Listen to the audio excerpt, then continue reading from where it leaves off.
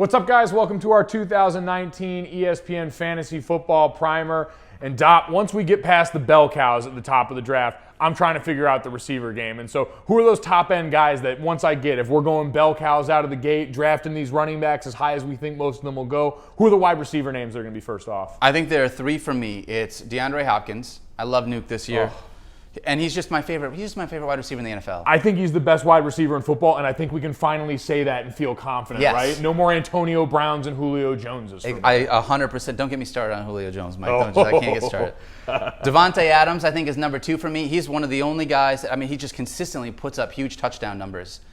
He's like the opposite of Julio Jones from that standpoint. Man, okay, this is going to turn to Julio Jones slander. I like where this is going. And then we've got Michael Thomas, I think, with the Saints, a big body wide receiver and everything that Drew Brees brings there. Those guys are my top 3. If you want to take a guy in the first round, for me, it's going to be one of those 3. Got it. Okay, like comfortably within the range of some of those running backs that we're talking about, Yep. Especially as we start to get deeper down towards the end of your first round. I would feel comfortable taking any one of these 3 guys over Todd Gurley if I was drafting, just with the risk-averse scenario that we've talked about. What a difference a year makes when it comes to a statement Yeah. like that. But I feel like in general, we've talked about what a passing league it is now, and the depth of this position really reflects that. I mean, how deep are we going in the draft where you can get quality guys that are going to produce for you? And in PPR leagues, you can go really deep. Jarvis Landry, obviously the addition of Odell Beckham Jr. there in Cleveland and what's going to happen.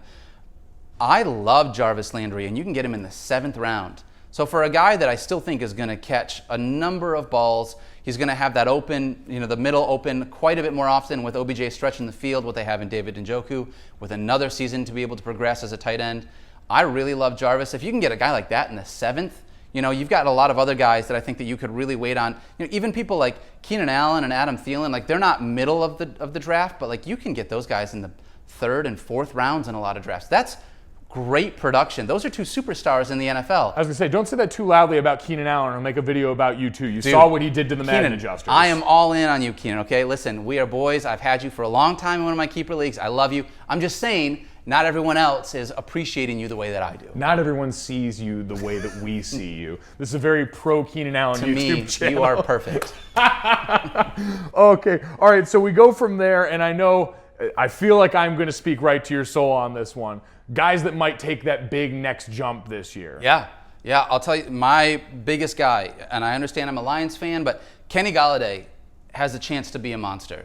Being 6'4", he has, in my opinion, top 12 upside at this position with how big he is to be able to go up and grab the ball, especially in the red zone. Last year, he finished as wide receiver 21, and that was playing, basically half the season. They had Golden Tate there that they were splitting time with too. So he got thrust into a role. I think he's learning a little bit more from that standpoint. I love the upside that Kenny Golladay has. Also, really love Calvin Ridley.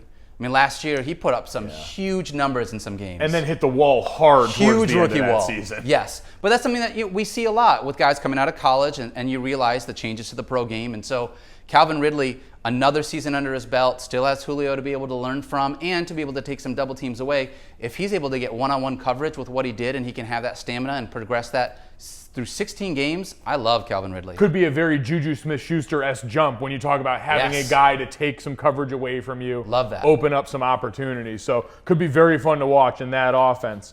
All right, we mentioned guys that are going to take a jump, guys that are just getting started now.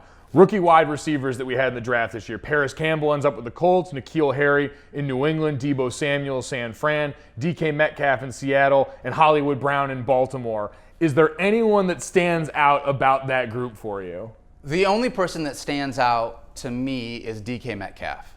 And I don't really love any of the rookie wide receivers this year. DK, with the absence of Jimmy Graham, I could see him, he's got a limited route tree. It's what everybody's been talking about. And who knows, we may get surprised when he gets out on the field. But I could see him being used in the red zone as just a big guy, 6'3", physical, good hands, to be able to play that. I'm going to throw a fade route in the corner of the end zone, and maybe I end up with 6 to 8 touchdowns this year. But do I think he's going to have 1,000 yards receiving? No. Do I think he'll have 80 catches? No.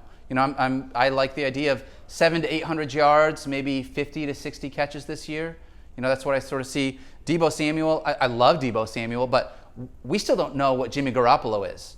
Yeah, You know what I that's mean? a fair point. Coming back off the knee injury this year, finally get a look at him. People really love Dante Pettis. What happened to Marquise Goodwin? I mean, that guy was a guy that last year everybody loved, and this year no one's talking about. Yeah, milk carton candidate at this point so far. Exactly. You know, you look at Paris Campbell. I love what they have there in Indy, but they added Devin Funchess, what they already have with T.Y. Hilton. I mean, it'll be tough, I think, to be able to have enough balls to go around for any of these guys. And the other, I feel bad for both of the Browns, but Hollywood Brown and A.J. Brown going to Marcus Mariota-led offenses and Lamar Jackson-led offenses.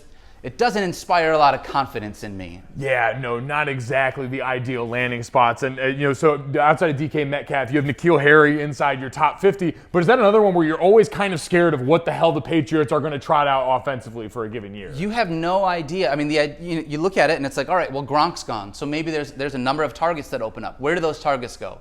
Right now on paper, I could say N'Keal Harry, sure, he'll absorb 15 to 20% of those targets, but you don't know. You have no idea with this Belichick-led offense where it's how often he's going to be out on the field. Are they going to trust him? Is Tom going to trust him? This is one of those scenarios where you want to think perfect landing spot, Hall of Fame quarterback, a guy that can really help coach up a rookie wide receiver, and that may happen.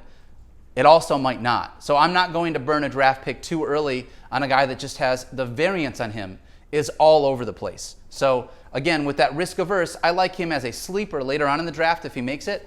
I'm not going to take him probably in the first 9 rounds, I would say. I, for one, am looking forward to when he gets some running back touches early in the season and the whole world melts down because of Bill Belichick. Hey guys, thanks for watching ESPN on YouTube. For more great streaming content, be sure to download the ESPN app and subscribe to ESPN+.